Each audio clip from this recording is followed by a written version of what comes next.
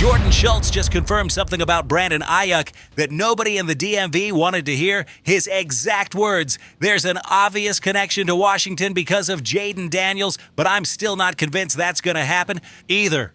That is not a rumor.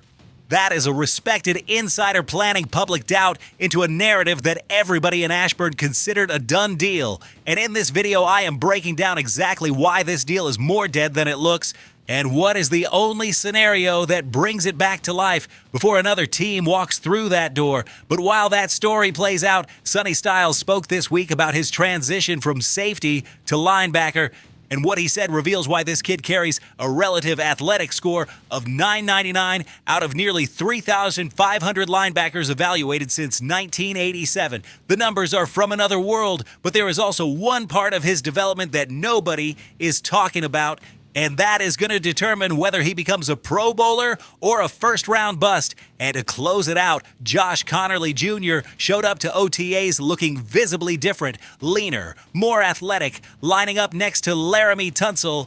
Now working under new offensive line coach Darnell Stapleton. If what we saw this week is real, the 2026 offensive line looks nothing like what took the field to open last season. Raise hail. Let's get into it. Let's talk about Brandon Aiyuk, and let's be honest from the jump because this situation deserves real analysis, not fan wishful thinking. Jordan Schultz, a respected NFL insider who follows this league closely, said something this week that nobody in the DMV wanted to hear. He acknowledged that Aiyuk is not going to be in San Francisco next season. We already knew that, but then he said something else. That despite the obvious connection to Washington and to Jaden Daniels, he is not convinced that move is going to happen either. His exact words: "There's an obvious connection to Washington because of Jaden Daniels, Arizona State, and that relationship, but I'm still not convinced that's going to happen either." Man, that one hit different because Schultz is not someone who talks just to fill air. And when someone with his credibility plants public doubt into a narrative that everyone in Burgundy and Gold Nation was treating as a done deal, you have to stop and understand why. So let's break it down piece by piece. Why is this thing stuck? First, San Francisco is playing hardball on purpose. Aiyuk's roster bonus doesn't come due until right before week 1. That means the Niners can keep him on their roster for months without it actually costing them anything yet. They have zero urgency, none. They are sitting back and waiting for a trade offer that makes sense for them, and that offer is probably not coming because no team in the NFL is going to surrender draft capital for a player in this kind of situation. Second, Adam Schefter reported that Aiyuk is not speaking with other interested teams about renegotiating his contract.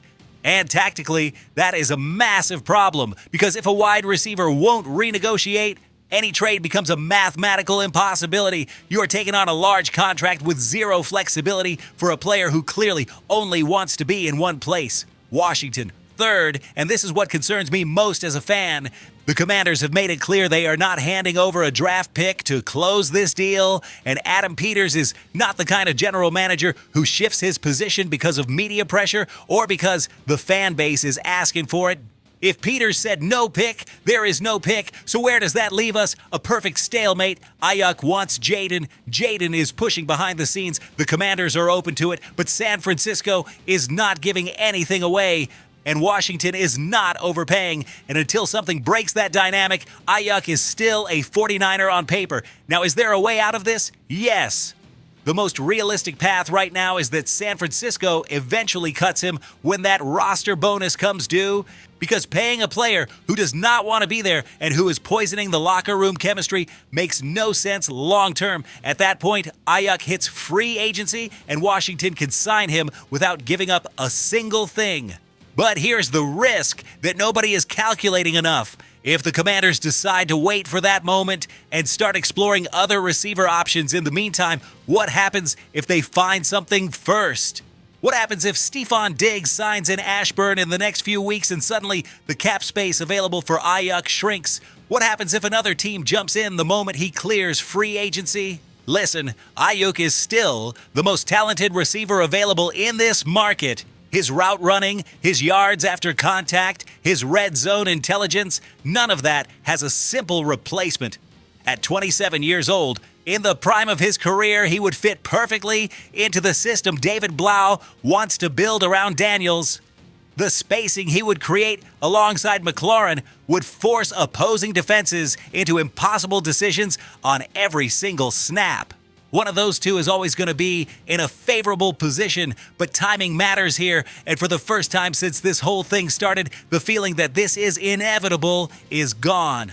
SCHULTZ planted a real seed of doubt, and if that insider is not convinced, you have to wonder if someone inside the building in Ashburn isn't fully convinced either. What gives me some peace of mind is this: as long as Aiyuk hasn't told Washington he's not interested, and everything points to the Commanders still being his preferred destination, this deal is still alive. It's in a coma, but it's alive, and in the NFL, things can change from one day to the next. Fam, tell me in the comments, do you wait for the Niners to cut him, or do you give up a third-round pick right now to close it? Drop it below. All right, let's bring the pressure down on the Aiyuk situation for a second, because something happened this week that has me genuinely excited about the long-term future of this franchise, and it has nothing to do with free agency. Sonny Styles spoke in depth this week about his transition from safety to linebacker, and what he said wasn't just interesting, it was revealing about what kind of player and what kind of person this young man actually is. For those who don't know the full story, Styles arrived at Ohio State as the number 2 safety in the entire country. But the problem, if you can even call it a problem, is that he stands 6'5" and weighs 244 pounds. That is not a safety, that is a linebacker with a safety's brain and a safety's instincts, and the best coaches in college football saw it coming from day one. He explained it himself this week in a way that struck me as remarkably mature for someone who hasn't played a single NFL snap yet. He said, just talking to Coach Day and Knowles and looking at the defense and everyone we had, it kind of just made sense for me to switch. And then it also made sense because when I got to the NFL, I was probably going to play linebacker at some point. That is not a player who reacts. That is a player who thinks ahead. Now the numbers, because Styles' numbers are from another dimension. At the Combine in February, he ran a 4.4640. His vertical was 43.5 inches. His broad jump was 11 feet 2 inches. And his relative athletic score was 9.99, which ranks 4th out of nearly 3,500 linebackers evaluated since 1987. But the most impressive thing about Styles is not the combine numbers, it is what he did with his athleticism on the actual field. In his final season at Ohio State, he posted the best tackle grade in the entire FBS, according to Pro Football Focus.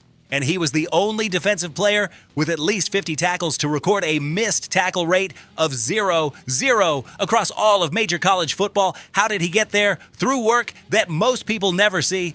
His father, Lorenzo Styles, a former NFL player, was going into the Ohio State facility to watch film with him after the position switch, breaking down pad level, block destruction, tackling angles. And his coach, James Laurinaitis, who spent 8 years in the NFL as a linebacker, sent him a text message not long after the switch telling him he believed he was going to be a first-round pick. At that point, Sonny was nowhere near that kind of projection. That is belief in the work, and the kid responded accordingly.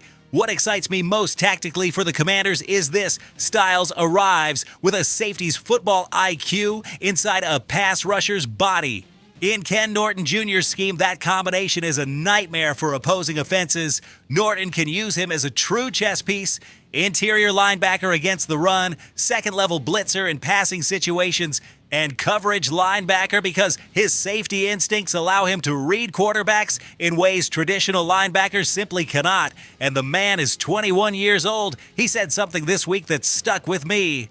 He said, I have so much more in the tank, and in all facets of the game, there is so much more to work on. That is not fake humility. That is a competitor who just arrived and already knows how much further he can go. And to close things out, 2 things that deserve their moment before we wrap up. Josh Connerly Jr. showed up this week modeling the new Commanders uniforms, and fam, the kid looks visibly different. Leaner, more athletic in his frame, and that matters because one of the biggest knocks on his pre-draft profile was exactly that. He needed time to build NFL-level play strength. Remember the context? Connerly comes in as a rookie, transitions from left tackle at Oregon to right tackle from day one in the NFL, and his first 3 opponents are Brian Burns, Micah Parsons, and Max Crosby. That is a trial by fire that would have broken a lot of young players. He survived it, improved week by week, and played 100% of Washington's offensive snaps across all 17 games. Now heading into year 2, he has Darnell Stapleton as the new offensive line coach, promoted specifically because he understands David Blau's zone blocking scheme and because he develops players the right way. Connerly in that scheme, lined up next to Laramie Tunsil, is the ideal fit. And if he's arriving with an improved body on top of all that, the offensive line Washington fields in 2026 is going to look very different from what we saw last season. One last thing before we go. Chris Rodriguez Jr., who Washington let walk in free agency, just signed with the Jaguars for up to $12 million. And ESPN's Bill Barnwell called it one of the best free agent signings in the entire NFL this offseason. That one stings a little. C-Rod was a burgundy and gold soldier through and through. I wish him nothing but success, but Washington has Krosky Merritt as the lead dog, Katrin Allen as the short yardage bruiser, and Rachaad White as the chess piece in the passing game. That room is functional, and if Krosky Merritt takes the leap in year 2, nobody in Ashburn is going to be looking back. That is everything for today at Go Commanders. Aiyuk in limbo but still alive. Sonny Styles arriving with something this league rarely sees, and an offensive line that is quietly taking shape. This team is building something real out in Ashburn, and I am going to be right here every single day telling you exactly how it unfolds. If you made it this far, you already know what to do. Drop that like, Ryan of des SCHULTZ, Dov das Giant. Subscribe if you are new to the family, and tell me in the comments, do you wait for the Niners to cut Aiyuk, or do you give up a pick right now to make it happen? Raise hail, fam. Let's get it.